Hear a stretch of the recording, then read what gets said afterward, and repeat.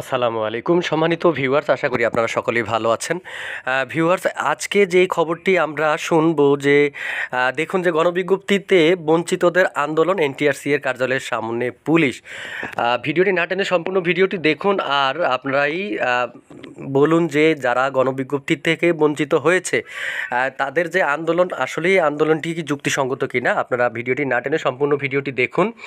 আর আপনারা যদি আমার চ্যানেলে নতুন হয়ে থাকেন তাহলে চ্যানেলটি সাবস্ক্রাইব করে পাশে থাকা বেল আইকনটি বাজিয়ে রাখুন। এনটিআরসি এর সকল তথ্য সবার আগে আপনারা আমার এই চ্যানেল থেকে জানতে পারবেন।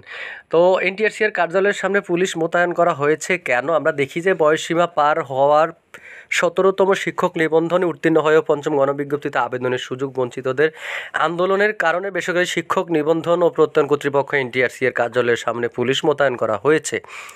আজ মঙ্গলবার 25 জুন সকাল থেকে সেখানে পুলিশ সদস্যরা অবস্থান করছেন বলে জানা গেছে।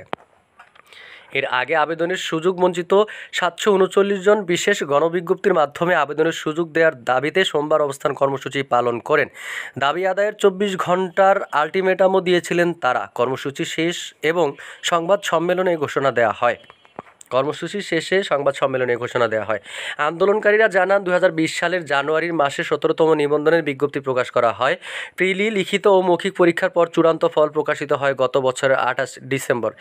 এক বছরের কার্যক্রম শেষ করতে প্রায় 4 বছর লেগে যায়। এতে 739 জন প্রার্থীর বয়স পার হয়েছে। তাই সনদের মেয়াদ 3 বছর থাকা সত্ত্বেও আবেদনের সুযোগ পাননি। আন্দোলনকারীদের সমন্বয়ক ইউসুফ ইমন বলেন, আমাদের দাবি বিশেষ গণবিজ্ঞপ্তির মাধ্যমে আবেদনের সুযোগ করে দিতে হবে।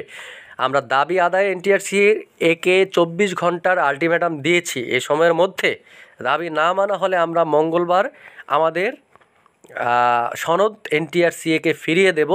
একই সঙ্গে আমরণ অনশন কর্মসূচি পালন শুরু করব। এর আগে একই দাবিতে এনটিআরসি এর কার্যালয়ের সামনে ও জাতীয় প্রেস ক্লাবের সামনে একাধিকবার মানববন্ধন ও আমরণ অনশন কর্মসূচি পালন করেন 35 ঊর্ধ্ব প্রার্থীরা। আবেদনের সুযোগ চেয়ে প্রধানমন্ত্রী ও জনপ্রশাসন মন্ত্রণালয়, শিক্ষা মন্ত্রণালয় এবং এনটিআরসি এর চেয়ারম্যান বরাবর স্মারকলিপি দিয়েছেন তারা। তো ভিউয়ার্স, আমরা এখানে দেখেছি যে 17তম যে আবেদন থেকে বঞ্চিত হয়েছে যারা 739 জন, তারা হচ্ছে এনটিআরসি এর সামনে যে অবস্থান কর্মসূচি করেছে সেখানে তারা আলটিমেটাম দিয়েছে যে মঙ্গলবারে তারা এনটিআরসিএকে সনদ ফিরিয়ে দিবে 24 ঘন্টার মধ্যে তাদের একটি ব্যবস্থা করতে। তো এইভাবে আরও নিবন্ধনধারী যারা আছে একে একে কিন্তু আমরা দেখতেছি যে প্রত্যেকেই কিন্তু এনটিআরসি এর সামনে যায়। বিভিন্ন নিবন্ধনধারীরা, অর্থাৎ যে 1 থেকে 15তম পর্যন্ত, মানে যাদেরকে এই পঞ্চম গণবিজ্ঞপ্তিতে আবেদন করতে দেওয়া হয়নি, প্রত্যেকেই কিন্তু তাদের দাবি নিয়ে এনটিআরসি এর সামনে অবস্থান করেন। আজকে আমরা যেটি দেখলাম যে এনটিআরসি এর সামনে অবস্থান করার ফলে কিন্তু এনটিআরসি এর সামনে পুলিশ মোতায়েন করা হয়েছে। তো দেখা যাক আসলে যাদের সনদ আছে তাদের চাকরি হয় কি না। আমরা চাই যেন এনটিআরসি যাদেরকে সনদ দিয়েছে সবার চাকরি হোক।